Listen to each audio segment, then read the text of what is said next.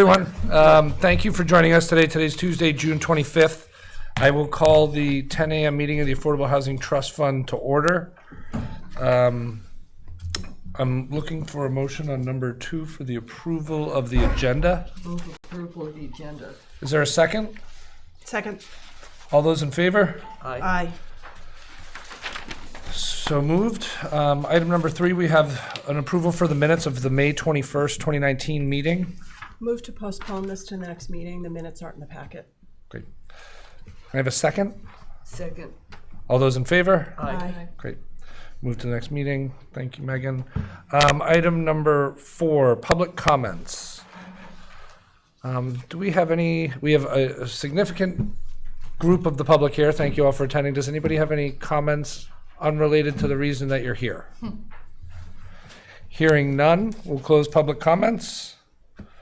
And we'll jump right into item number 5, the Neighborhood First Implementation Plan.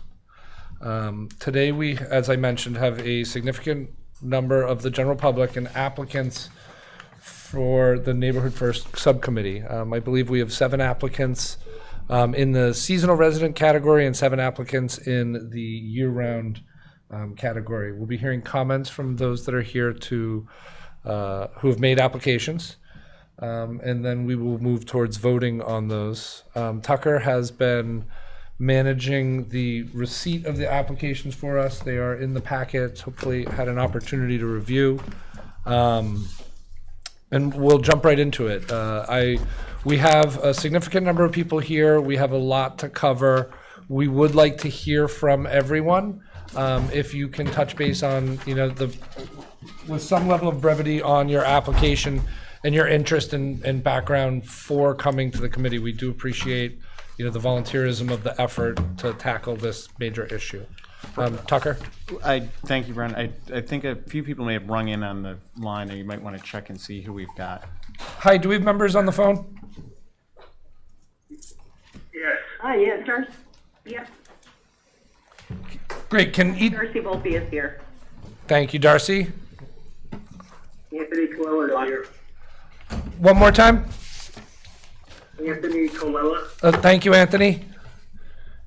Is there anyone else on the line? George Spencer. George Spencer. And I think there was one other person other than George Spencer. John Foster. Great. Thank you, John. So I have a total. Hi, this is Posey Constable. Oh, hi, Posey. So it sounds like we have 5 on the line. Great. So Tucker, I would turn to you to ask us to lead us through kind of the applications and have each member kind of address their comments. Is there someone else? Okay, hearing none. Yeah, so we're simply going to give everyone who has applied for both the seasonal and year-round seats on the advisory committee the opportunity to maybe emphasize something from their interest or application as the board considers the appointments. And I just want to say up front, thank everyone for your interest in serving on this committee. There will be 2, call it official, seasonal representatives appointed to the group and 2 year-round representatives appointed to the group. But the meetings of this committee going forward will be public events. If you are not formally appointed to the committee, we still are very interested in your thoughts, and there will be ample opportunity to provide them as this process proceeds. So with that, I think maybe we'll just go kind of chronologically, if you will, in the order of the applications in the packet and invite folks to speak in that order. Then we will hold a vote. Each member will vote for 2 within each category. In the top 2 vote getters will be appointed, and if there's, in the case of a tie, we'll do a small runoff. So with that, chronologically, Howard Dickler, if you would like to say a few words. Where should we have to speak to the microphone? Is there? Yeah, if you might come to next to Judith, because this is recorded. It's outside. Okay. Are we not able to break it into seasonal and year round? Just make a note for each one.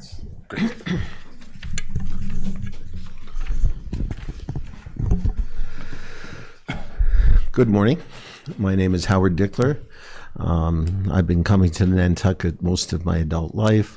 I have lived here full-time since 2015. My background is in medicine, biomedical research, teaching, and leadership. I outlined that for you with a lot of materials that I submitted to you. The most relevant thing for the committee is involvement in multi-institutional projects that required a lot of cooperation and give and take. I had a sideline, mostly for my own interest, in micro level, that means a handful of houses, residential development, which gave me familiarity where I lived with a lot of local rules and regulations and hoops that you had to jump through. And again, you had to cooperate with the local authorities to get anywhere at all. The reason I applied for the work group is that I think that affordable housing is the single most important issue facing the island in the near term. I think unless we solve that problem, that there's not a chance to go forward as the kind of sustainable and inclusive community that we would like to be. Everybody who works here and lives here needs to have safe and affordable housing. I think this initiative is a particularly important one because it has the possibility of introducing affordable housing into all the neighborhoods of the island, not just concentrated in a single area. I think the criteria and priorities that the work group will work to establish are going to be very important and very difficult to get consensus on so that the money can be used in the most efficient manner towards the goal of the maximum number of affordable units. If you choose me, I will work very hard to help you reach those goals. Thank you, Howard. Thanks. Howard, just one item for clarification for the board members. You're a year-round resident on the island. You're applying for the year-round seat, not the seasonal. That is correct. Great. So just so the board knows, we're looking for 2 in each category. Thank you, Howard.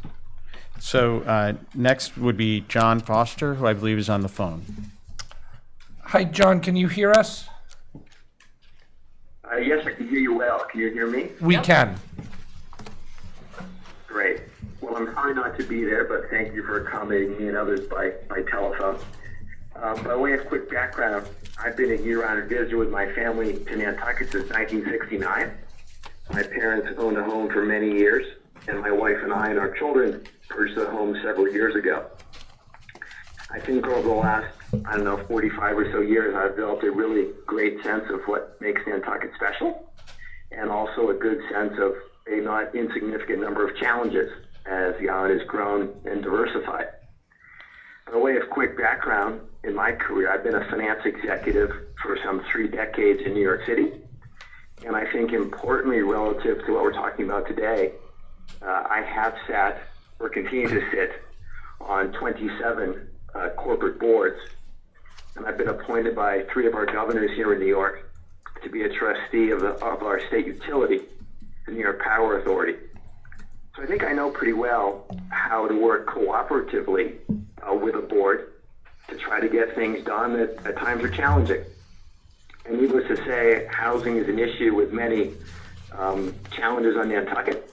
And I would really welcome the chance to bring my love for the island and my finance and board background to bear to be some small help to this ongoing challenge. So that's a quick summary of my background and interest. Great, thank you, John. Thank you. And that John would be applying for a seasonal. And to clarify, John, you're applying for a seasonal seat, is that correct? Correct. Thank you. Are there any other questions for John from the board? Thank you. Hearing none. Thank you, John. So Pleasure. Next in the packet order is Mark Godfrey. He had hoped to be here, but had a urgent situation and cannot. But so he just wanted the board to know he had planned to come, but was unable to. And Mark's application is a year-round He is for a application. year-round position. And then next is Anthony Colella, who I believe is on the phone as well. Anthony, can you hear us okay? Yes, perfect. The floor is Good morning, yours. everyone. Thank you for the invite. I'll give you some background. My wife and I have been seasonal owners since '97. Built and renovated some homes on the island.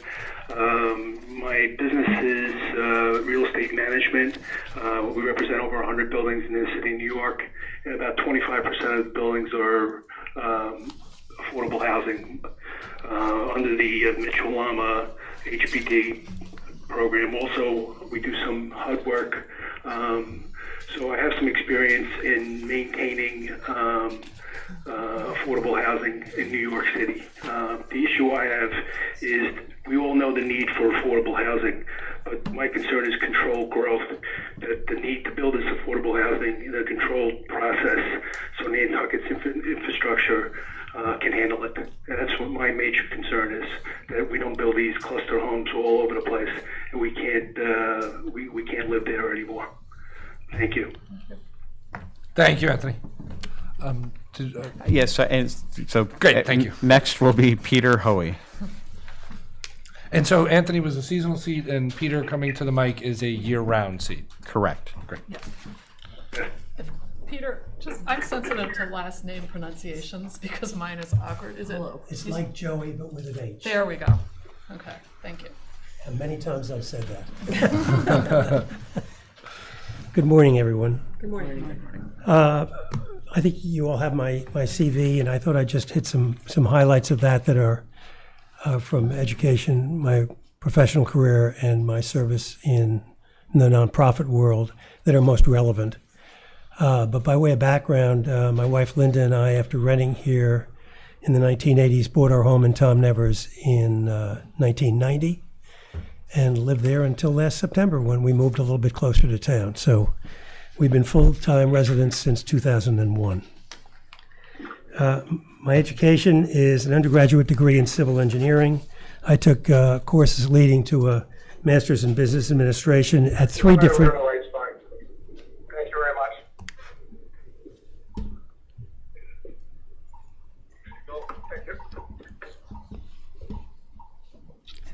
much. Took courses leading to a master's in business at three different universities. It'll become obvious why when I talk about my career. I spent the first 6 years of my career in the aerospace industry, designing missiles, commercial aircraft at Boeing, and military aircraft. For a couple of years, I was a full-time employee, and then I became a consultant. As a consultant, you're in one place for a given period of time, and then you have to move. As a result, my education in master's in business did not actually get completed, but I certainly took a lot of courses. After 6 years of aerospace engineering work, I went to work on Wall Street. My primary emphasis was in public finance. The last part of that career was heading the municipal bond department, where we were responsible for pricing new issues and trading and sales and research on those municipal issues, specifically getting to the point here today, many of them being housing issues, Section 8 and Section 236, multifamily housing issues. And at E.F. Hutton, where I was, we invented the municipal application for single-family mortgage revenue bonds, and we're the leading underwriter of those bonds. So I was involved in the issuance and the trading and the research on those issues. After 15 years on Wall Street, I then founded a financial guarantee insurance company. For those of you unfamiliar with that, that's a financial guarantee insurance policy is similar to a bank letter of credit. Initially created to assist municipalities, whether they wanted a lower borrowing rate on their direct general obligation debt or on revenue bonds supported by sewer revenues or transportation revenues or hospital revenues or whatever. And our company, Financial Security Assurance, was providing those kinds of guarantees to to municipalities, as well as pools of mortgages, pools of automobile loans, and a lot of other non-municipal issues. In the nonprofit world, my interest in housing here really began about 20 years ago when my wife and I were two of the founders, and Penny, I think, was another Yeah. of the Habitat for Humanity Nantucket. I wrote the original business plan for that, and I was on that board for 8 years. Other nonprofit work, I was on the board of the Shipwreck and Lifesaving Museum, and then when Egan Maritime acquired the Shipwreck Museum, I became a board member of Egan Maritime. I was vice president and president of that. I'm still on that board for one more year. I've also been on the board of the NHA. Work at the Congregational Church has involved the finance board, currently chair of the investment committee. I was vice moderator and then moderator of the church. For the town of Nantucket, I was the chair of the capital program committee. This is the committee that reviews all applications for capital finance needs by the various departments in the town and then makes recommendations and a report to the FinCom. I have been a member of the Surfside Sewer Plant Finance Advisory Committee to the Select Board, then called the Board of Selectmen, way back when, and a member very briefly of the Sherburne Commons Financing Advisory Committee, which we were brought in very late, and then they filed for bankruptcy shortly before we really could get our teeth into that. And finally, I was a member of the committee that created the master plan for the Tom Never Civic Association.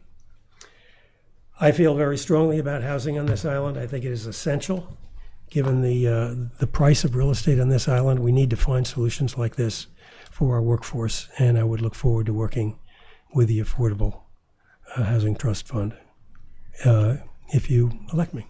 Great. Thanks, Peter. Thank you, Peter. Any board member questions or comments for Peter? I'm not. That's a different. Yeah. Hearing none. Tucker? So next is George Spencer, who I believe is on the phone, and he is applying for a seasonal seat. Mr. Spencer, the floor is yours. I need to turn. Whoop, now you gotta turn. So I'm 55 years old. I spent every summer of my life in Nantucket.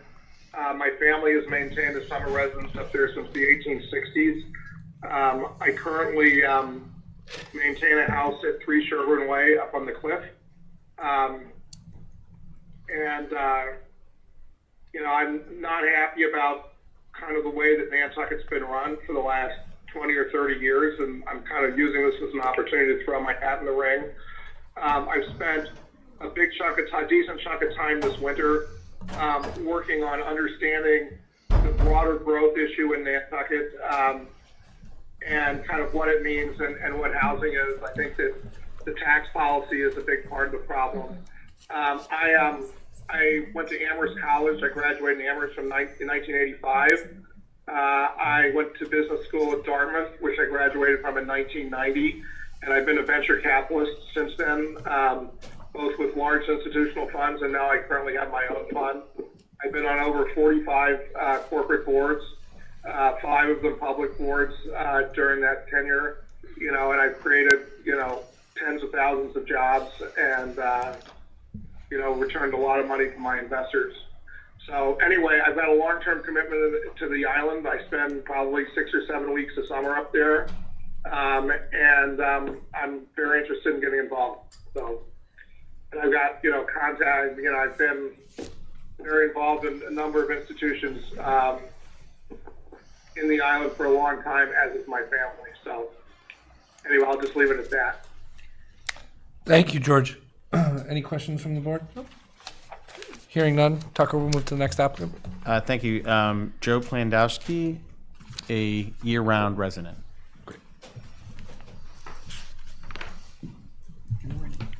Good morning. My name is Joe Plandowski. I have a bachelor's degree in mechanical engineering and 4 years later received a master's degree in business administration. My wife and I have, over the years, owned 6 homes in 6 different states, so we understand what it takes to buy and to maintain housing. For the last 10 years, we have lived in a market rate house in a 40B development that has 10 affordable houses. Affordable housing is not as easy as some people might think. I have had to raise a number of issues with Housing Assistance Corporation out of Hyannis. That was the group that selected the people that moved into Satcham's Path and also into the Beach Plum development. Not only has there been a lot of communications with HAC, but I also had a meeting with the CEO of that organization, Alyssa Galazzi. Taking that a step further, I went to Mass Housing to raise the same sort of issues that HAC was not willing to really do anything about. And based on my experience, that experience for the last 10 years with affordable housing in Nantucket, I've applied for a seat on this committee. Thank you. Thank you very much, Joe. Are there any questions for Joe from any members? Or okay, hearing none. Tucker? Posey Constable is on the phone, I believe. Posey, the mic is yours. Good morning, everybody. Posey Constable here, and I nearly tore my rotator cuff raising my hand to join this Neighborhood First Advisory Committee as a seasonal resident. My husband and our family own a little cottage at 3 Barrett Farm Road, and his family has been coming here for years and years. But my interest in joining this committee stems from my belief that a strong and just community relies upon suitable, comfortable, safe, and affordable housing. And what I hope to bring to this committee is years of collaborating with a broad spectrum of constituents to solve problems and to provide creative financial solutions. I did that for 28 years on Wall Street, and there's a ton of Wall Street experience on this phone and trying to join this committee. So I feel that there's lots of talent that can be brought to this board throughout everybody who's shown an interest, myself included. But I was an originator and trader of creative, if not complex, municipal and structured securities. And then over the past 7 years, I've served as Director of Business Development at a not-for-profit clean energy lender. What we do is help low to moderate income and multifamily owners, among other building types and owners, cut their energy use and improve comfort, and we provide green construction loans. That's in the city and in 8 adjacent states, including Massachusetts. So while I'm not a housing expert, my many contacts and collaboration with New York City housing policymakers, with community development finance institutions, with earth justice groups and green builders and contractors has given me a unique perspective on problems and solutions with buildings. I believe I can leverage my contacts and experience to aid this critical committee to make good choices for our island and be good stewards of our voters and taxpayers' money towards this ongoing housing problem. I have time enough to devote to this effort as I am on island virtually Thursday through Sunday, and whenever I can get there year-round. I was sad not to be there in person last Tuesday. I bought a ticket to stay over and meet with everybody, but sadly we've moved it to today, so I'm on the phone. But I do hope to help make an immediate impact on this on the funds that have been allocated to try and solve this problem. I know it's an immediate problem and an ongoing problem, and for the period of time that I worked with the Nantucket data platform in understanding the year-round community and the affected population, I know pretty clearly where the issues lie, and I hope I have a chance to work either as appointed on the committee or even if not appointed, I look forward to helping to work on this issue. And thank you very much for your time. Great. Thank you, Posey. Thank you. Any questions or comments? Hearing none. Tucker? Brent Tartamella.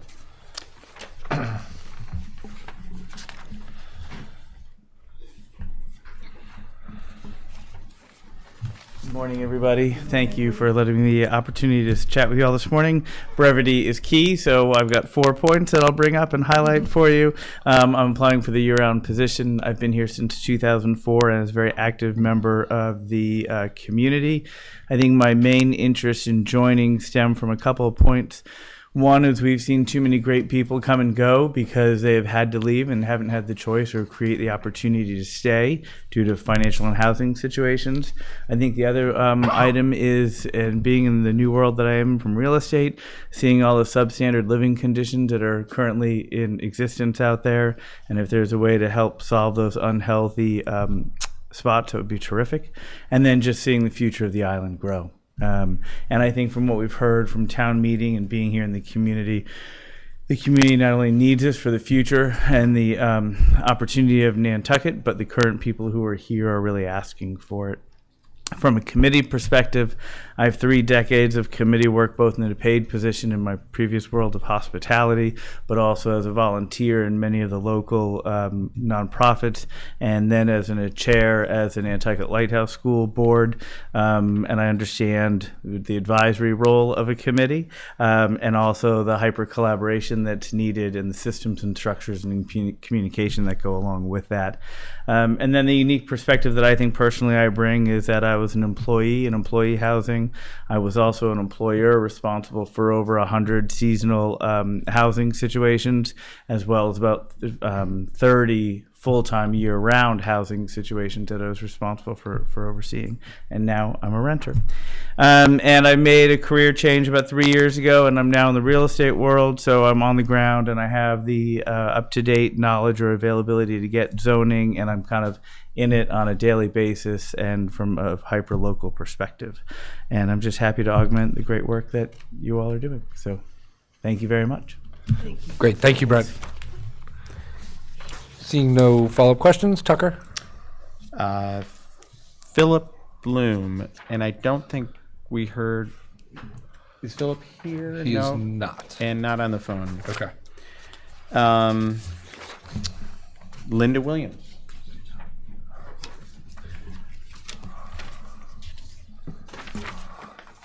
Is Philip seasonal applicant? I think he's a year-round. year-round. Hi. So far, I think I'm the only one that's actually had to do the Nantucket Shuffle.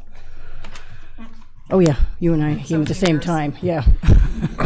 No, but as of the speakers, I've been here 46 years year-round, and I've got relatives buried here from the 1600s who I'm sure had housing issues.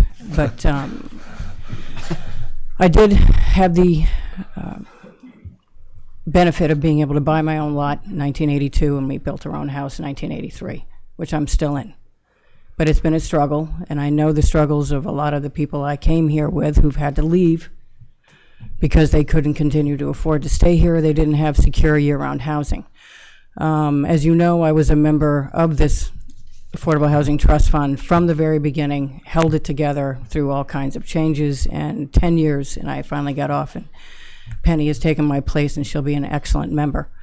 I didn't give you a CV because I don't have the CVs of Wall Street and everything else that everybody else has espoused so far.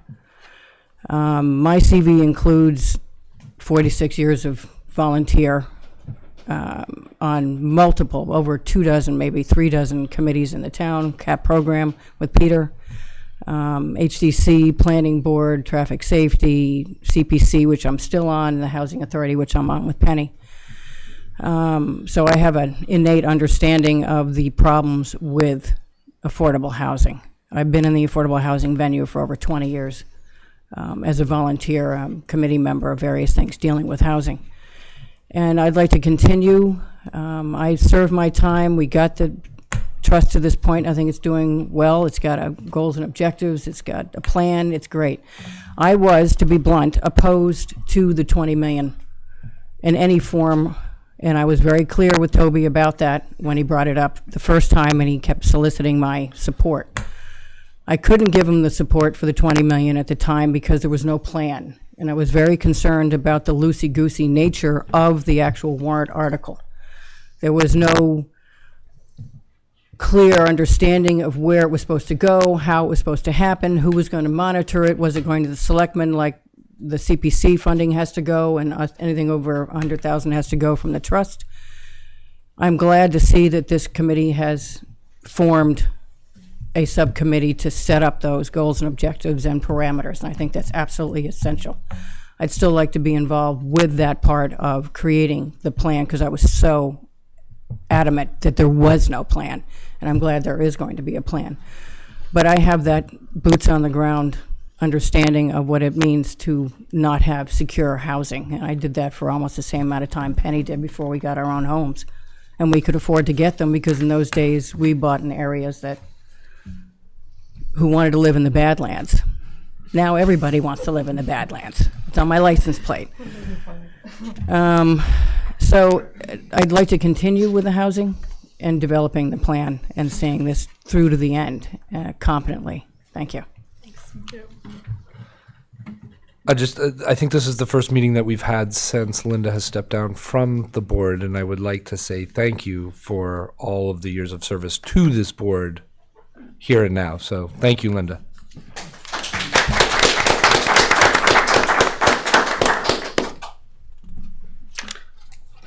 Next in the packet is Chris Pierce, and I don't believe I heard Chris on the phone. So next is Doug Abbey. Come on up, Doug. Chris was a year-round or seasonal? Yes, year-round. Year-round. Wait, No, Chris is Sorry. applying for the seasonal seat. my mistake. Great, thank you. Morning, Floor is yours. Mr. Chairman. My name is Doug Abbey. I'm a seasonal resident. You have my resume, but very briefly, I teach real estate at Stanford Business School. I'm involved as an owner of affordable housing, and I also am on the board of the largest nonprofit in the West Coast that builds and operates 15,000 affordable housing units. And I'm very involved in public policy nationally on affordable housing through the Urban Land Institute. And finally, I was on the committee that selected the developer for 7 Fairgrounds. So I'm very interested in promoting affordable housing on the island. We know that we're in jail. We're in 40B jail. I think that there is the right way to solve this problem, and then I think there's less effective ways. I'm going to just offer my opinion very briefly, which is that I think the right way to do affordable housing is to do it in a concentrated area where there's public services, where there's access to transit, and where you can take advantage of significant federal and state subsidies to bring the cost down through doing it in a multifamily, more dense way. I think buying individual single-family housing is not an effective way to do so for a variety of reasons, partly the cost, the economics. The yield is so low on the rent. We all know how hard it is to maintain a house in this rugged climate and all the things that can go wrong when you own a house. And then lastly, I would say that affordable housing, owning single-family housing is really like a lottery. And what happens in a lottery is that you have 1 or 2 winners, and then almost everyone else is a loser.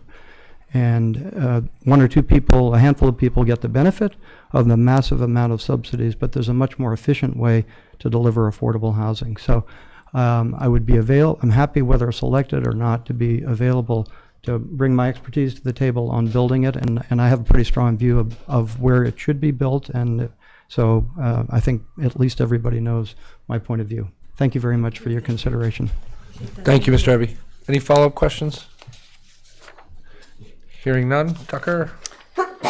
And then we have Darcy Volpe, who I believe is on the phone. Darcy, Hi, Darcy Volpe. Hey. Great. Hey, thank you. Thanks so much for giving me the opportunity to call in. I planned on being there last Tuesday and couldn't make it this Tuesday. I am one of the, it sounds like part of the newer generation of Nantucket people. I started going there in 2001, but was able to buy a house 3 years ago. I work on Wall Street for the last 22 years. I currently work at BlackRock. And I've been put in solution roles throughout my career, serving many stakeholders in areas where they need solutions. I worked at Bank of America in Hong Kong for 2 years and have done various solution roles. I sit on some nonprofit boards here as well as volunteering. I sit on the Make-A-Wish Women's Council, Big Brother, Big Sister, and some other things. But this is a new opportunity. I can't say I have any experience in housing, just a fresh set of eyes and a great care of the future of the island, and wanting to make sure that everybody has an opportunity to live there. And especially, the cornerstone and the foundation of the community are the people that, need this the most. And I'd love to be able to help, if not on this board and committee, just any other way as a citizen of the community of Nantucket. Thank you. Thank you. Thank you, Darcy. So I believe we've gone through all of the applicants. I just have a general comment. Yeah. I think we are so fortunate to Oh. have this level of qualified and enthusiastic interest. I would agree. Thank you to everybody. Yeah. I'm a little overwhelmed.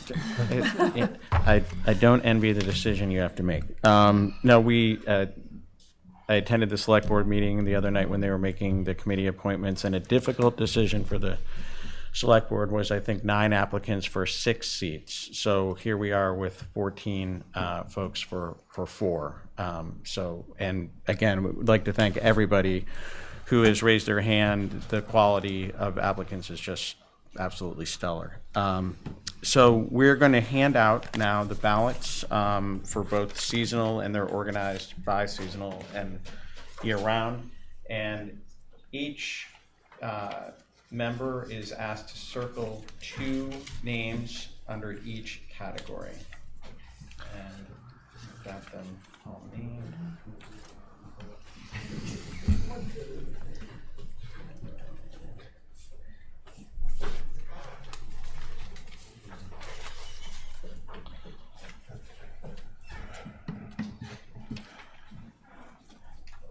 Thank you.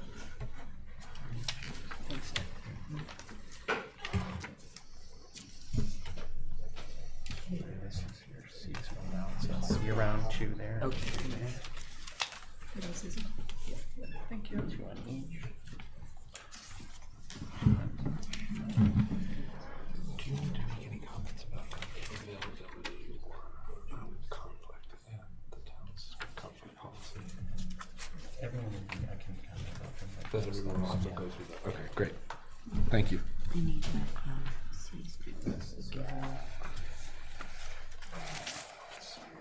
Yeah. And so once you've voted, if you would pass your ballots down this way.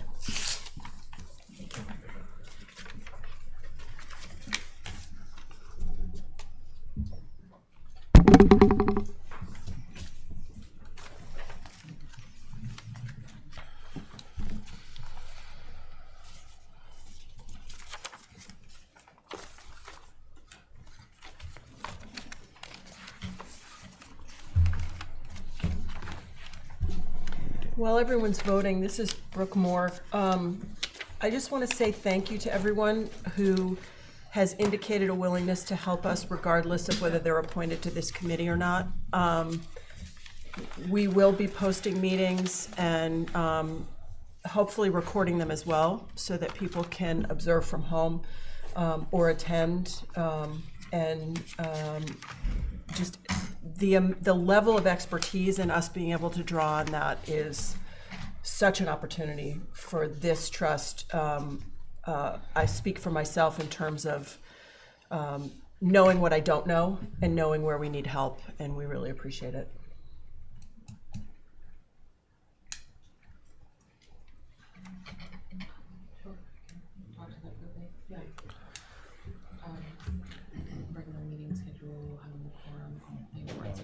Just this so whoever. I'm just going to call Megan to give us some notes on meeting process, conflict of interest, quorum information, just so everybody understands the relative expectations. It sounds like everybody has a lot of board of experience, but we'll just touch base on it quickly. You'll just have to be sworn in at the town clerk's office, those 4 individuals that are selected. You'll also have to go through a webinar form of ethics training. It takes maybe an hour tops, but it's a formality that does need to be completed. Of course, if there are any conflicts of interest, you're to bring that to the attention of Brian. And I think that's pretty much it. Am I missing? Just a question. How long are these terms? So we've defined an outline, a working outline for the committee with a timeline that I believe expires at the beginning of February or roughly. I think people are signing up for a year, up to a year initially here, and then if the work of the committee is determined to need to go beyond that, folks would be invited to renew. Thank you. So, so we'll go through the voting, which is public, so we'll just read them off here in no particular order. Brooke Moore we'll go through the seasonal representatives first. Brooke Moore, Posey Constable, Doug Abbey. Penny Dye, Posey Constable, Doug Abbey. Brian Sullivan, Posey Constable, Doug Abbey. Rima Sherry, Posey Constable, Doug Abbey. Judith Wegner, Posey Constable, Darcy Volpe. So it's pretty clear that Doug Abbey and Posey Constable will be the seasonal representatives. Congratulations and thank you. And with regard to year-round, Judith Wegner, Peter Hoey, and Brent Tartamella. Rima Sherry, Peter Hoey, and Linda Williams. Penny Dye, Peter Hoey, and Howard Dickler. Brian Sullivan, Peter Hoey, Howard Dickler. Brooke Moore, Peter Hoey, Howard Dickler. So Howard Dickler and Peter Hoey will be the year-round representatives. Congratulations and thank you. Thanks, everybody. So we will be in touch with the representatives, but also everyone who's expressed interest just about this. We'll keep everyone informed of the meeting dates as they go forward, but in terms of setting up the first meeting date, we'll be in touch with the representatives. The other folks on the committee are the Select Board Representative, Christy Ferrantella, who's here with us. The Finance Committee has not yet appointed its representative. Hopefully they'll do so soon. From NP and EDC, the representative will be Dave Iverson. And from the Land Bank, Eric Savetsky. And I feel like I'm... Town. And the town administration representative formally on the board will be Brian Turbot, the finance director for the town. Now that'll move us to our committee appointments. Exactly. So we will have 2 seats from this board that will be appointed to the subcommittee. So I will open the floor for... why am I losing the nomination? Thank you for nominations, and you're welcome to self-nominate. Should you see if there are any volunteers? Yes. So, as I considered it a self-nomination. So, are there any volunteers for the committee? How often is this meeting? How often are we meeting? I forgot. I would say at least monthly, potentially more as the work progresses and we need to meet deadlines. Okay. Okay, so right now, Ryan, you're chair of this. Are you Correct. You're vice I'm chair? vice chair currently, yes. Okay. This is my first meeting. Sorry to be so. No. And I'm going off. And you're going Dave off, and Dave is Iverson's replacing coming you. on. Yeah. And I'm on as housing authority. Correct. And Dave Iverson will be on the committee as the NEP. NP and EDC. Thank you. So does he do double duty since he's on this committee? He is not our Oh, representative. He is the representative of NP and EDC. Okay. NEPDEC. So we would have 2 additional. Okay. Right? So All right, he so- represents NP and EDC in his All right, you can't perspective. he's not double dipping. Right. Well, I Can't make him. suppose we could, but we hadn't planned on that. Okay. So I have a question. Do either of you feel you have time to do it? I definitely would like to volunteer. I would like to nominate Brooke. Great. I will just announce to the meeting that Rita Higgins has just joined the group. Rita, we've appointed the seasonal and year-round committee members. We are now looking to appoint the seats from our board. Okay. We have 1 nomination from Penny for Brooke. Great, thank you. I'd like to nominate Penny Dye if she's interested. Shouldn't we vote? Or do we have to second do we that do one? one at a I time? I wanted wanted to see if Rima wanted to serve on it. I'm on the fence. Yeah, I can time tell from wise. your face. You can always tell from my face. It's terrible. No, I would like to do it. Okay. Yeah. Great. Yeah. So could I amend my motion You can amend your motion. to nominate Brooke and Rima? And I could still participate, right? Yes. Absolutely. Everyone in the room is encouraged to participate at any level. So we have a nomination on the table for Brooke and Rima. Is there a second? I'd second that. All those in favor? Aye. Passes unanimously. Thank you very much. I would also just add, if I might, Please. if anybody can't serve, I would be willing to step up. Okay. That's wonderful. Okay. Excellent. Thank you. Note that on the log. We just have to be mindful if 4 of us show up. It's a trust meeting as well. Good point. So we just So have I think to let Megan we'll know probably about just be that. posting that regularly. Yep. Yeah. Okay. So I think we've covered, Tucker, is there anything that you want to add in addition to this item number 5? No? Okay. Just thank you again for all the interest. Thanks, everybody. Hearing none, we'll close item number 5 on the agenda and move to number 6, the shy list management. This is kind of a discussion of the anticipated resource requirements for the various groups that we work with in funding, from Housing Nantucket to Habitat and such on. So we've had some kind of applications and some discussions. So Tucker. Yeah, so we've invited, thank you, both Housing Nantucket and Habitat for Humanity. We also invited the Housing Authority, but they had not produced anything for today. But Housing Nantucket is here to talk about where they're at and what their plans are and what needs they have, both from a financial and land standpoint, and Habitat is prepared to do so as well. So we'll invite Anne perhaps to go first, and you all should have a copy of her presentation in your packet. And there are extras up here at the front if anyone hasn't got one and would like one. I was going to say, how do we? Rita, can I have you join us here and leave that mic open so the presenter Oh, yeah, can- for sure. Yeah.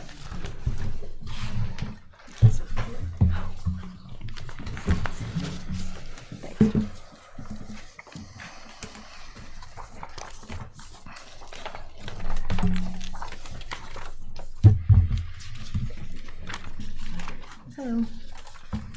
Hi, everybody. I'm Ann Cuspa. I'm Director of Housing Nantucket. I was kind of imagining a projection, but I will just bring it up on my computer, and then hopefully everyone's got the papers.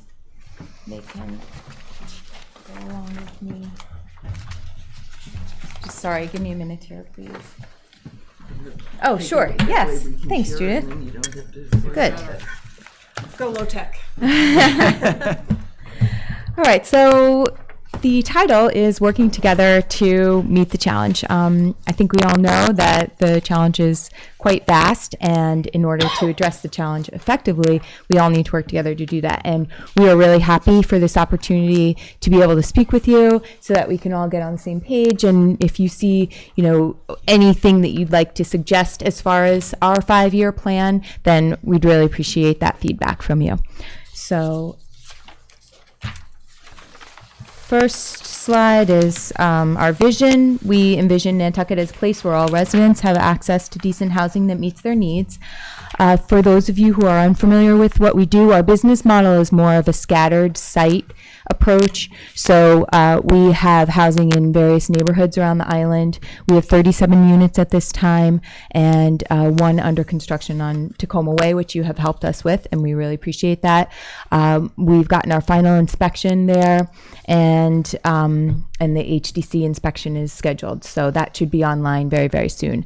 That is, and I'll get into like shy list management on that side, but our 5-year goals, we'd like to create 10 more units in the next 5 years, so that would be 47 affordable rentals in the scattered sites and 120 covenant homes, which means an addition of 36 units.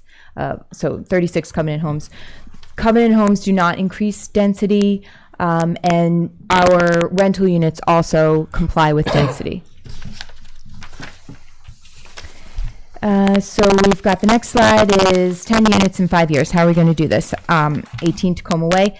That unit, or that site actually already has a shy listed unit on there that's below 80% AMI, 60 to 80%, and it was awarded by lottery, 1-bedroom unit. and we've got this 3-bedroom unit that is a quote-unquote market rate, but created through the LAO, Local Action Unit program through DHCD. And this would be, since we're a nonprofit dedicated to affordable housing on Islanders, our market rate is actually below 150% AMI anyway. So that will add a market rate unit, but also an affordable unit. So there will be 2 units on that site. At 46 Orkawa Ave, there's already 2 units on that site. That is not a SHI listed site. We share the unit and, share the land. We covenanted a portion of the land to the Habitat for Humanity. So it's a condo covenant over there. So we actually own the land, and Habitat has a homeowner there. And then we have space for one other unit. We have 1 rental unit there and then space for 1 more. We had been honing in on a 3-bedroom to be moved there this fall or spring. So still negotiating with the homeowner on that, but trying to choose something that would be cost effective and fit the best use of the site, because there's a 3-bedroom capability there. So we'll need funding for that, and that is our ask. Once we get that building secured, then we'll come back and know what our total budget is, and then be asking for some money to complete that. We would also apply to the state for SHI list there, and the unit that we'd be creating would be the 60 to 80% AMI, because the other unit is, they got in at the 60 to 80, but now they've earned in excess of that amount. We have 3 lots from the Richmond company that are should be given to us very soon. We've been promised that. And we have an agreement with the town. It's part of the town's agreement with the Richmond company, actually, that they will be giving us the 3 lots. And those, they said they'd give it to us, I think at the end of August is what they're saying. So I hope that that will happen. There's no road back there, so I don't see us building before 2020. But we plan to build 2 units per lot there for a total of 6 units on the premises. And that would be 3 units at 60 to 80% AMI and 3 units at the 80 to 150% AMI, all rental units. We would need funding for that. We have no funding for that yet. So about $350,000 per unit is what we're estimating. And then just looking at the 5 years, we have the capacity to develop 1 more lot, and that would be in 2023. So that's 2 units there. We need land for that. We don't have any land right now, and that would be 2 units SHI eligible, and we'd need funding for that too. So the plan to get 35 new covenant units, advertise, we have a communication strategy that we're trying to develop. We plan to educate using seminars, webinars, and on-demand video content. We are working with the town, the planning office, to amend the zoning to allow the creation of multiple covenant homes on large lots. It went to town meeting last year, but it wasn't quite right, so we're working on that, and we'll be presenting that again this year. And then funding buy down market rate units in exchange for a permanent restriction. So thank you very much for listening, and if you have any questions, I can answer them. I just have one quick question. On the 120 covenant homes, the addition of 36 units. Yeah. Can you give us an idea how many were added over either last year or the last 3 years, or a comparative? Mm-hmm. So it's been about 6 unit average per year. Okay. So I don't know where the market's going or what, but we hope that at least 7 units per year. If we start advertising it some more, that was a realistic goal for us. Great. Thank you. I just want, excuse me, Brian, for Yes. you. I just want to point out that the more we achieve in creating covenant properties, the easier it is to create more, because people are excited about it, and it provides opportunities for people. Right, and it's less scary because, their families, 'cause yeah, they've they done see it. Yep. We talked about that the last meeting, maybe, about how to reach out to the community in a different kind of way, because that can be very complicated. And from the planning board experience, it's clear that people don't always distinguish what the rules are for different slices of that. So I think that's something that this group will come back to, and your insight will really be helpful on that, to show the benefits, but also to, we've talked about also ways to help with financing legal fees or engineering fees, so that may be helpful too. Thank you. Great. Can I just ask a question? Yes. So to complete the rental side of it, is it roughly $3 million to complete that part of the project? Over the 5 years. Yeah. Yeah, that's about right. Yep. And then with the cost per unit, some are, the 46 Orkawa is $350,000, adds 2 shy units. And then the last two are $350,000 or $400,000 per unit. Is that difference just because one's a 3-bedroom, we'll be able to get 2 units out of that? Does it have to do with new builds or moving? Or? Well, it was the reason why I brought it up 50,000, because I figured in 2023 we'd probably see building expenses go up, and also it could be a new unit also. So we'll be looking for house recycles, but they don't always come our way. And if we have these 3 lots, maybe it would be better to do some new builds, because the house moving, the stars haven't aligned perfectly for 3. Right. But that number, $350,000 per unit, is still a good number to use for estimating, even when, say, the select board is thinking about how much a unit costs. That's 350,000 is about what we think that it costs to do a house move right now. That's what we're seeing. That's the cost we're seeing. That's a per structure move. Right. Correct. Since we have so many members of the public Yes. and now some newly appointed committee members, can you educate everyone on how many house recycles or house moves you've worked Completed. through? Yeah. So for our own rentals, because we also sell them, but through our own rentals, we have 37 properties, and off the top of my head, I'd say it was like 32 house recycles, and then 5 new builds, duplex, and that Great. sort of. Yep. That's a couple helpful. green homes. There's a LEED silver in there. And so on average, your house recycle, house move is roughly $350,000. And then there could be 2 units in it. So the unit cost is not $350,000, it's the physical house move. Yes, and then if we did something, we'd probably do like a basement apartment that might be less, but right. That's kind of our target. Okay. Great. Thank you. And thank you. Yep, absolutely. Thank you for the opportunity. I think now we have a presentation from Habitat. No, thanks.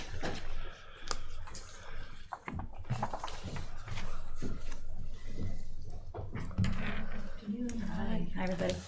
Hi, Penny. Hi, Tucker. Hi, everybody. Hi, my name's Beth Ann Meehan, and I'm here as the Vice President of Habitat for Humanity, and really only because our President, Jerry Keneally, has a conflict with a hospital meeting today. So I'm going to do my best to answer most of the questions that you have. But I am here with our construction supervisor, Rich Hussey, and also John Renwick, our treasurer. Christy Ferrantella, our Director of Development, had to step out, but she was really helpful in putting these figures together that you have in front of you. And I'm here to just explain a little bit about what our request is towards the end of our handout, which is our 5-year plan to hopefully construct an additional 7 houses. And that's going to be with your support of about $2 million if we can find the land to build these structures on, which is an ongoing process, which we'll explain further. Basically, I joined Habitat because this is the only organization that serves the most underserved part of our community. So I've been a lender on Nantucket for 24 years, very involved in affordable housing, helped launch the housing office, and been involved in Sustainable Nantucket and other places where we're trying to construct affordable housing, and nowhere meets the need of the under 80% AMI group that we've got on Nantucket that really doesn't have a voice here. So I've been involved in all 3 of the lotteries on Nantucket, Abram Quarry, Beach Plum, and Sachen's Path, and the applicants that come through there, we qualify them hopefully for about 80% AMI in order for them to even get in the lottery. But there are many people that fall through the cracks because they earn even less than that. And that's where Habitat steps in. And Habitat is able to do this because A, we get the land donated, and B, it's amazing what our team does with a low cost per square foot to build. I think if you ask any insurance agent on the island how much it would cost right now to replace a house new, they'd probably quote you an insurance premium that was based on maybe $350 to $400 a square foot, and that would be for like a modular home build. Habitat for Humanity has proven over and over again that we can build a house new right now for an ongoing rate of about $240 a square foot. And we are very aware of increasing costs in construction, both the 25% cost increase on concrete, the increase in tariffs that have skyrocketing lumber costs, and yet still Habitat pulls together a house within a year, actually 2 houses a year most recently, for a cost of around $310,000 all in. And that's with the help of the homeowners, which are required to provide about 350 hours of their own manual labor. That's really carefully tracked, and donations through the community, kind donations. But we are at the point where we have to, because of the building boom going on, we have to pull in some subs that we do have to, pay some amount of money to be able to help us, pull these homes through a CO. So we would like to continue with these efforts for this underserved part of the community to build 2 houses per year. The struggle has been lately finding the land, and we've been doing our best to work with the town, and especially with, thanks to Tucker also, to show DHCD that the homes that we've already built, the 11 homes we've already built, were all done through a process and selected through a process that is approved by Habitat International as the correct process to select homeowners and build a Habitat house. Unfortunately, those methods were not exactly in compliance with how DHCD requires us to advertise off-island and also to select the lottery winners. And so we did try very hard to work with DHCD to get our existing units SHI listed. And it has just recently been determined that they are not going to acknowledge the houses that we've built as being able to now get onto the SHI list. That's okay. We can move on from here. We've got 2 homeowners that we've already previously selected for the next 2 homes we'd like to build. They will not be, specifically on the SHI list, but going forward, we can assure you that we are very much now aware of it's a very detailed process to get the house SHI listed with advertising and the correct lottery agent that has to be present, et cetera. So we'll make sure it happens going forward for sure. But going through the packet further, you can see the homes that we've built. You can see the, again, under 80% AMI in almost every single instance. And let's see, moving ahead here, talking about future production and what's happening.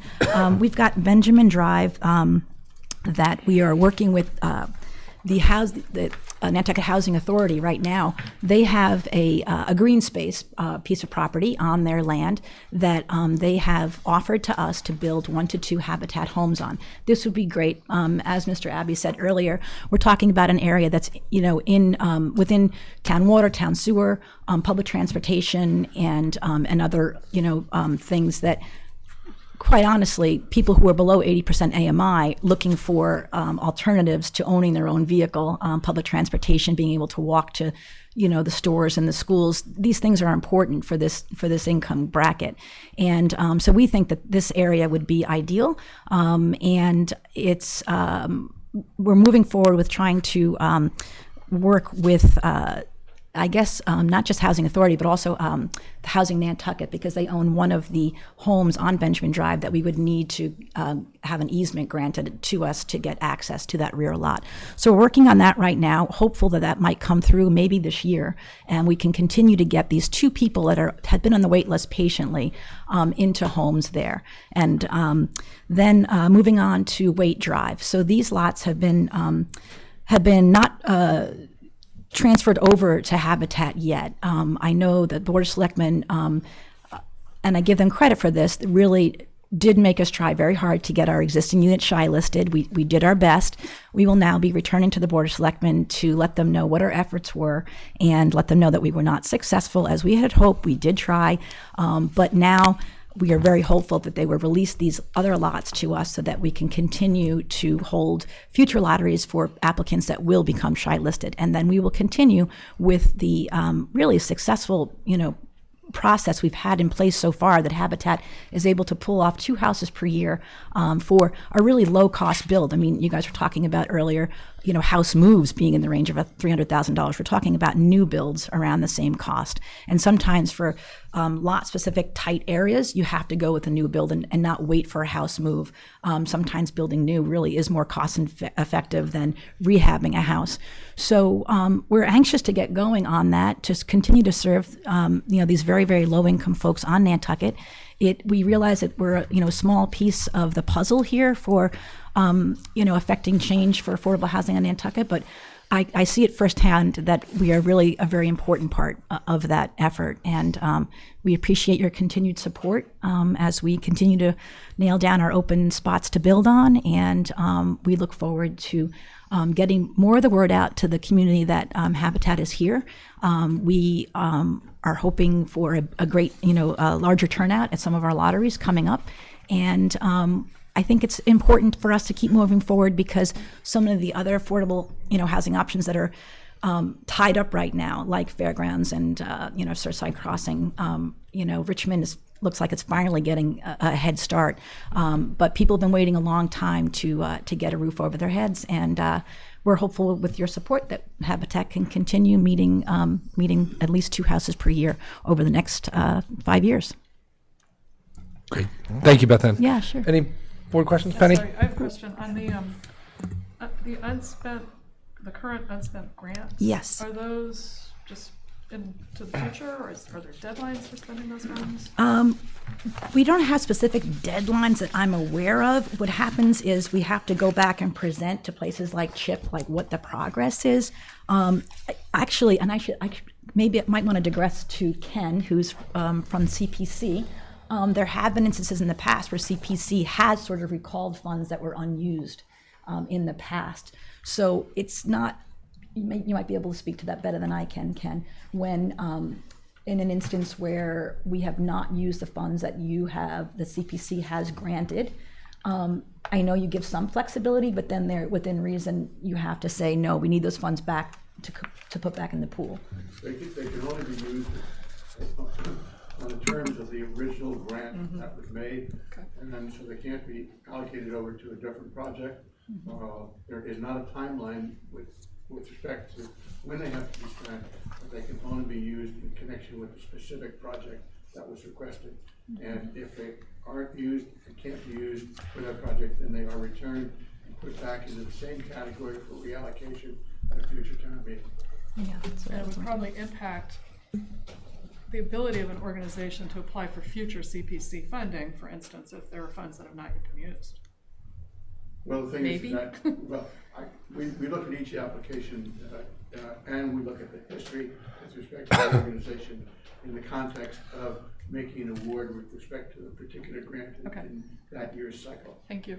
Great. And I think that points to how important it is for us to have land initially, because when we do go to places like CPC, we can be site specific and project specific. I think Affordable Housing Trust, you've all been much more flexible, saying, we kind of trust you to do what's right with the funds. But yeah, it's an important piece of that. Great. I think Rita has a question. I do, but I think I'm sorry, I just have one more. So of the 11 existing houses, was the source of the land all from the town? Yeah, so like Ann said, we actually share 46 Okara, right? And then looking at the rest of the list here, we've got Pocheck, 2 on Pocheck, Tacoma, Wampasset, Nanina. So Nanina, those 2 were in Sachin's Path, which is town specific. I guess that was town. Yeah, consider town, Sachin's Path. Yeah, I consider that housing authority. It's housing authority. Yeah, that I consider that housing authority for sure. But again, and that was 2 of the 3 actually that were in Sachin's Path, and I am hopeful that any future 40Bs are sort of coming to the table with Habitat to maybe set aside some lots for us in the future as well. Keeping that in mind. Okay. Rita? Yeah. My questions were, if Wait Drive went to plan, when would those units come onto the SHI list? Yeah, good question. So the next 2 families that we need to get in would not be SHI listed because they were selected a long time ago, and we can't go back and re-advertise off island and do all these things that DHCD requires. So we want to get those 2 families in right away, whatever 2 houses we build next. Let's say ideally we get them into the Benjamin Drive places, okay? So we get those 2 families that have been waiting. They're not SHI listed. So Wait Drive, we could get going on those next year. There would be no reason why we couldn't. And we could start right away with advertising, with, doing the proper lottery selection. We could absolutely, if that property was transferred over in 2020, we could get 2 houses built on Wait Drive next year that were both SHI listed. Within the year. Within the year, yep, for sure. And Tucker, they go on shy again once the permits have been pulled, or when? So if Habitat has been working very hard to refine their system to comport with DHD requirements, and in their case, it would be through the same process as Ann's, the LAU process. Okay. So it would be at really the point of approval of the LAU. Okay. Yeah. And then one other question: if Wait Drive didn't go to plan, do you have any other properties in It's mind? a good question. That you can talk about. It's really difficult right now. You know, it would have to be reaching out to, you know, maybe working with Housing Nantucket collaboratively. You know, it's going to be very difficult because we definitely, part of the business plan model with Habitat is there's zero funds available for the land piece. You know, we have funds available only for construction because the homeowner takes over the biggest bulk of that as a mortgage back to Habitat. And that's why they can afford a mortgage with Habitat, is because we are the bank. We don't charge interest. It's an extremely low interest rate. They pay a very low interest rate on principal only. So they can afford a very unconventional mortgage that they couldn't afford with any other, you know, mass housing loan or any traditional financing. And but in order for that to work, there can't be a land cost, you know. So we are at the mercy of finding open space, as you know, as Ann is, or you know, available sort of you know, carving out of a lot or a subdivision kind of thing. Yeah. Thanks. Sorry, I didn't think I was going to talk this much. Sorry. Penny. Has anybody explored tax incentives for people to donate land to Habitat? So Housing Nantucket does have a house recycling tax incentive program, but I don't believe that applies to land donation at this time. Are you shaking your head? I'm correct or I'm incorrect? Sort of. Yeah. Nobody's ever offered us land as a tax incentive, you know, for the tax benefits. Yeah. They offer us houses. Yeah. They offer us money, but we haven't gotten to that phase I just yet. think it's something we should throw on a list and look at. Yeah, and it would be great if, you know, the town could continue at the level of reviewing 40Bs to make that a stipulation, you know, and say, you know, just like Stations Path did, you know, 3 lots for Habitat, you know, would be a wonderful concession, and it would go a long way. Yeah. Thank you very much. Yep, thank you so much. I guess. Remember the public? Yeah, sure.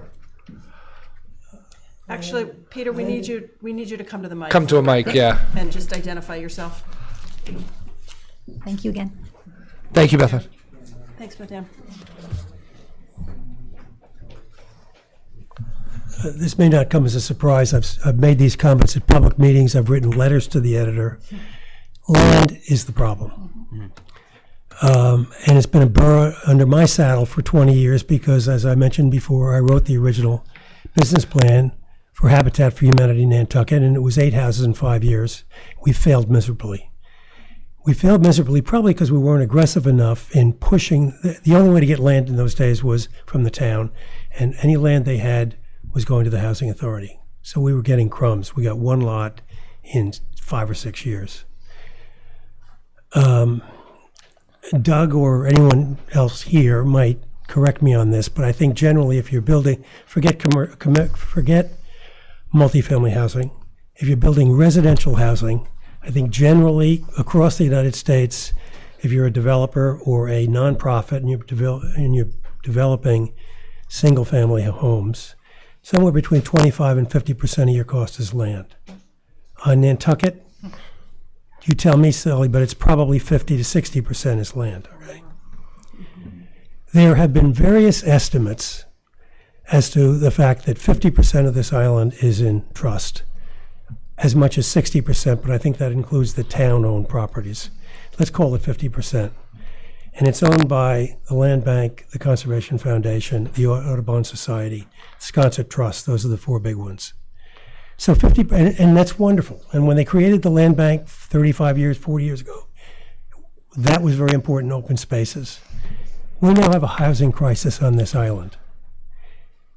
Let me ask you, if only 49% of the land on this island was in trust, would you notice the difference?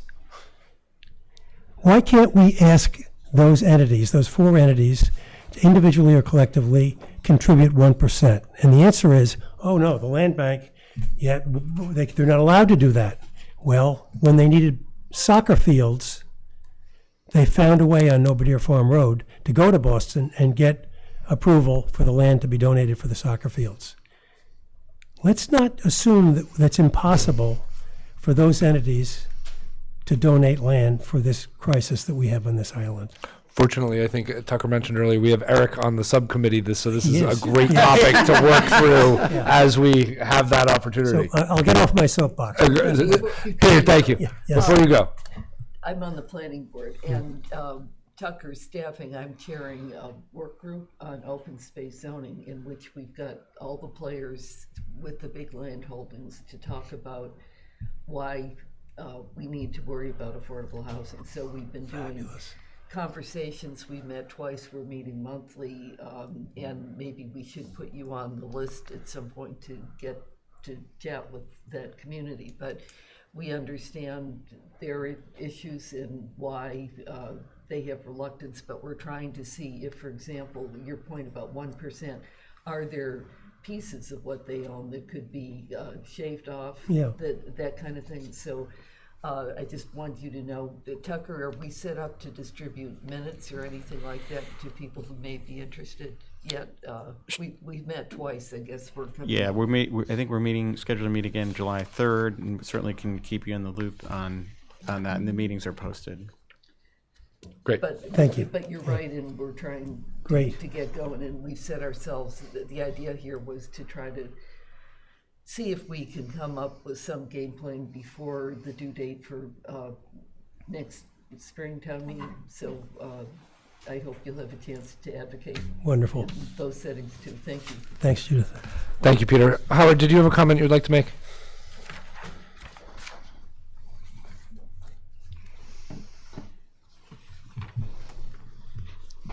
Actually, a question, and that is, I was wondering about the possibility of synergy between the Neighborhood First and Habitat for Humanity. This is a source of funds for purchase of land, and so I think it's something to think about, because the low cost that Habitat gets housing units for is certainly an advantage. Thank you, and I think that is within the scope of the conversation that we're looking for the subcommittee to kind of evolve. Penny, did you have one last? No. No? Okay. Thank you. And do we have any more presentations, Tucker, under this agenda item? No, we, as I mentioned, invited the Housing Authority. They had not provided. Been able to? anything. Yeah. Okay, great. So, hearing no more, I will close, I guess that was number 6. So, but sorry, before you close. Okay. Under the topic of shy list management, Yes. I do think it's important to note that today we are going to be submitting to the state for a 2-year certification of our housing production plan, which effectively means 2 years of safe harbor if it's granted. And so that, I think, is a very important milestone that a lot of people have been involved in making happen. And this will be achieved through what? So property? we're applying under the production progress provision of certification, and so this is really an accumulation of several projects that gets us over 48 units, which is what we need in our case to get 2 years. So the projects contributing to that are 7 Surfside, a Housing Nantucket project that you all actually helped facilitate getting on to the shy list. Then there is Richmond has now pulled building permits for 40 of its rental apartment units. And finally, actually, the Surfside Crossing approval by the ZBA does contribute units, even though there's a high likelihood it gets appealed. But those units do count for a year. Great. Yeah. Nice work. Yeah. Thank you. A lot of people did a lot of work. Thank you. Hearing no more on item 6, we'll move on to item 7. We are looking at an update for the 47 Fairgrounds covenant lot. Megan and/or Tucker have some updated information for us. I just got an email from Ricky, who actually just sent one to Ken. He hasn't even read yet.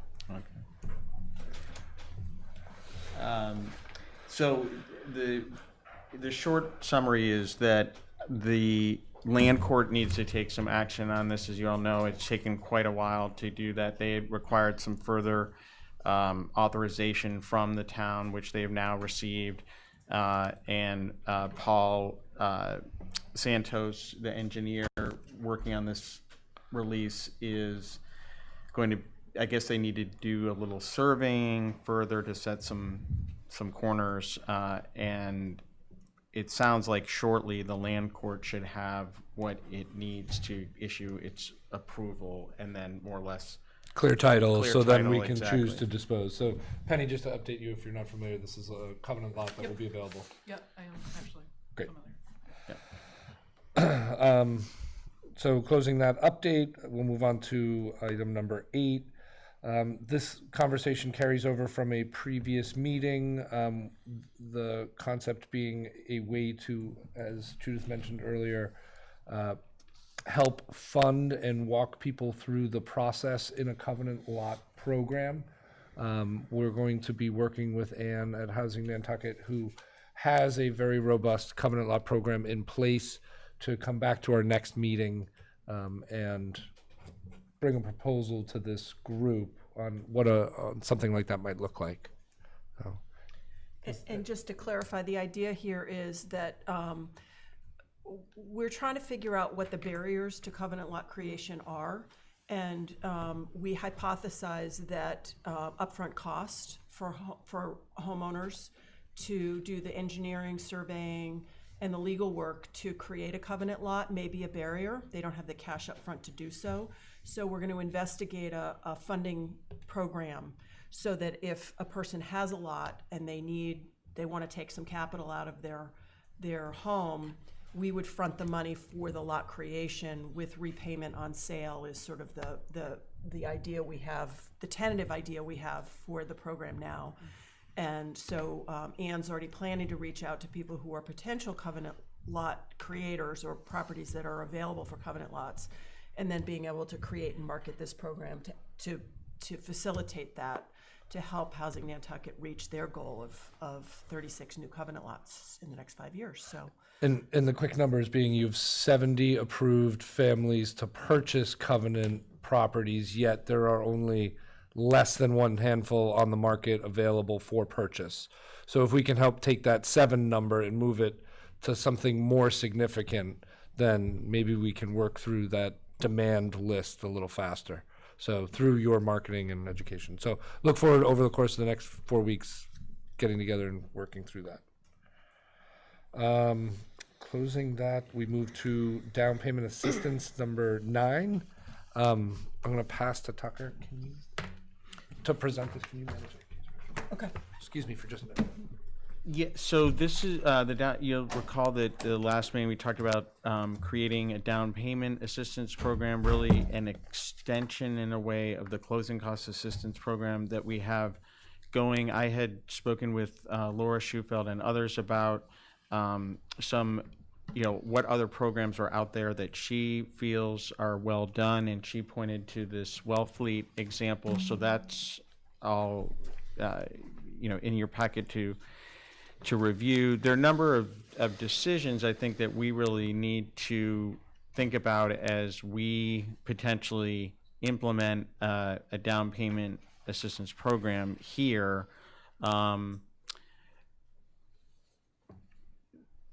One of the factors that you all have to consider is the availability of an appropriate funding pool. As you know, you have several different buckets of money that have been received, most substantially, the $20 million authorization and the $5 million authorization at this year's town meeting. But all of these buckets have particular restrictions on them. And so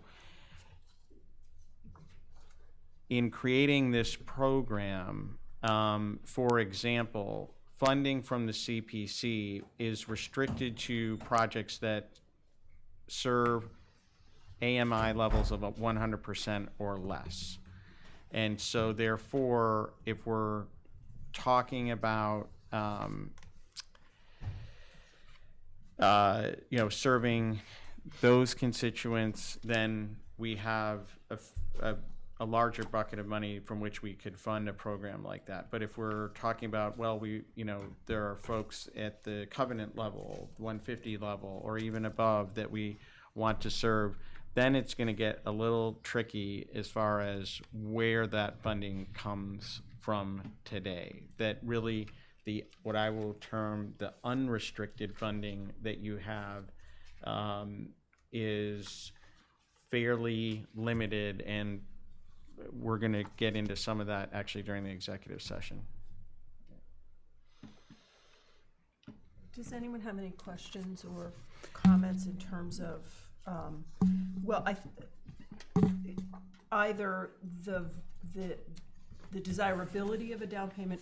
We've sort of had this on our list for a long time, and now we have the question of, do we have the money to fund it in the current budget cycle, given the other opportunities that have been presented to us for the use of those relatively unrestricted funds as to area median income level. And so any thoughts? This is a very robust program. I like the idea that we're not reinventing the wheel, and that we can pull pieces of it that apply well here and amend it. Well, and the Wellfleet program, it's a loan. It gets repaid. So does the closing cost. Yeah. Yeah. Yep. But it may not be for a while. Oh, that's fine. Yeah. Well, and with right now, as you know, the closing cost program, there is not an interest rate charge, for example. Now if we're going into down payment assistance, it's larger amounts. Is an interest rate appropriate?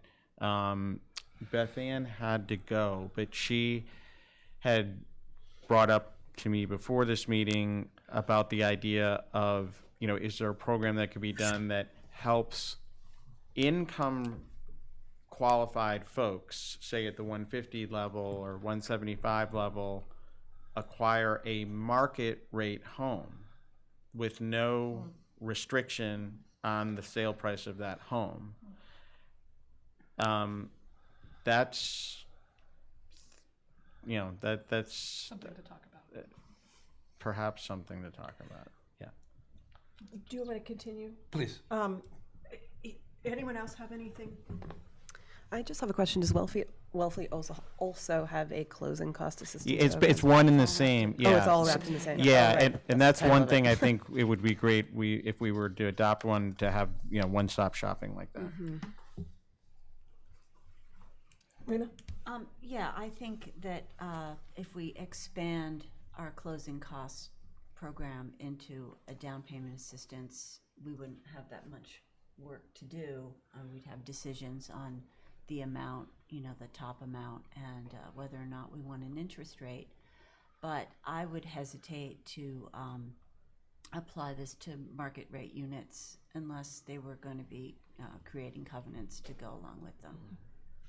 I think it would be interesting too, particularly because of the conversations around the Neighborhood First program, where in theory there might be points in time, one of the concerns is that we're competing with those low-end market rate units, that it might be a good time to consider whether or not something like this to sort of offset that potential impact, where something like an interest rate would be more applicable. So figure out if there's ways to sort of acknowledge how in some situations we might be in competition with some of those low-end market house units, if there's a way we might be able to offset that with something like a down payment or equity sharing. Something like that. I do think, again, it's difficult because our, the scope of what we do is so limited to certain numbers. But we know in Nantucket that there's always that gray area of just above the 150, just above there are people trying to get their foot in the door. And if that's a reality that we can find a way to impact directly or indirectly, I think that would be great. So for me, I'd be disinclined to do anything that didn't have a covenant program on it. I'm gonna ask if there's anyone who would be willing to take this now that we have a model to work from, and come back, work together outside, and come back to our next meeting with a revised, to take this and revise it and make recommendations to us for adding down payment assistance to our, and then we can determine the timing around what we have available for funding, but to actually set the criteria up between now and our next meeting. Is anyone available to help out with that? I think it's a great idea. I'm not available. I'll volunteer to work on this program. Anybody else? Me and you, Tucker. Yeah, there we go. Okay. So do we need to move anything, or? I think we can leave it open till to the next agenda and Okay. have an update from the subcommittee. Okay. I'll pass the meeting back to you. So that was number 9. Hearing no more on 9, we'll open number 10, a recap on recent activities. We had a few members attend the MHP Housing Institute, and also there were some members of the public here previously and some members and staff here that went up to Boston. So we'll look for an update from Tucker. Sure. So, and Brooke can chime in on this because she attended both as well. The Housing Institute was fantastic. It was sold out. Nantucket was kind of highlighted actually during the course of the 2-day conference. They showed the video that we had produced around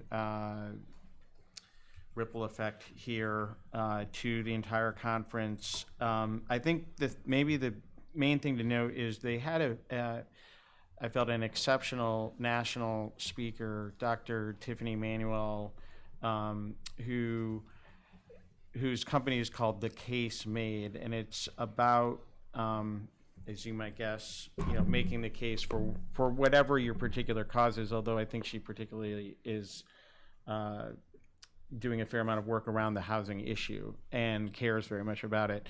But she showed a few videos actually herself the day before. She was not there the second day.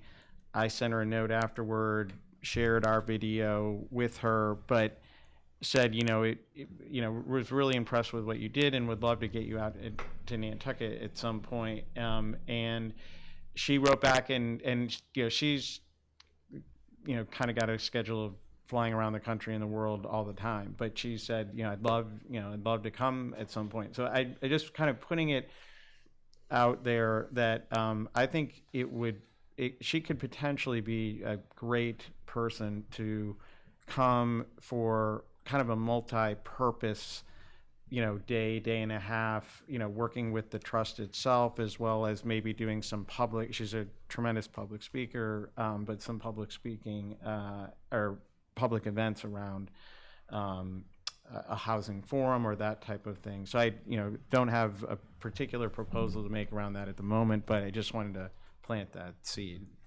My one question is, was Nantucket highlighted for its challenges or its accomplishments to date? Can I speak to that a little bit? I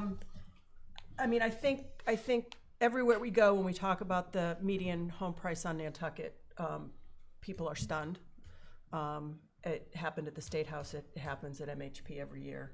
But I did get a request from 2 women who work for the Community Development Partnership on the Cape, who have asked if they could come tour and see everything that we've done, because people are starting to see the initiatives that we're doing here as guiding them in terms of where they want to head in other communities. We do have a tax base and a resource base that is not available in a lot of other communities. So we have disadvantages and advantages that people are looking at in terms of weighing what directions they want to go in their communities. So both, really. Great. But Yeah, I think it was at the MHP, it was highlighted really for like the work that we're doing, even though there are many challenges. But then at the State House, which also we felt went very well, Ken was there, Brooke and I, Christy Ferrantella, and Andrew Mulcahy from Housing Nantucket. Everyone did a fantastic job. It was a packed, it was a different experience that we've had before. The hearing room was standing room only. The governor was also there to testify. The kind of good news was that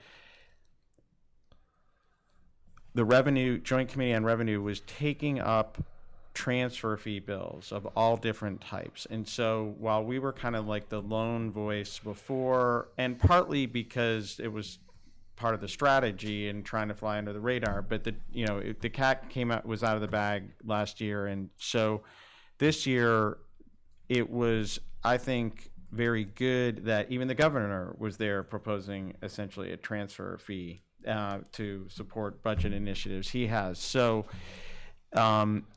I felt anyway that the mood in the room, that I thought the chair of the committee, the Senate chair, was excellent. They were very engaged and interested. Because it was such a packed house and so many people to speak, it kind of forced us to be tight and direct.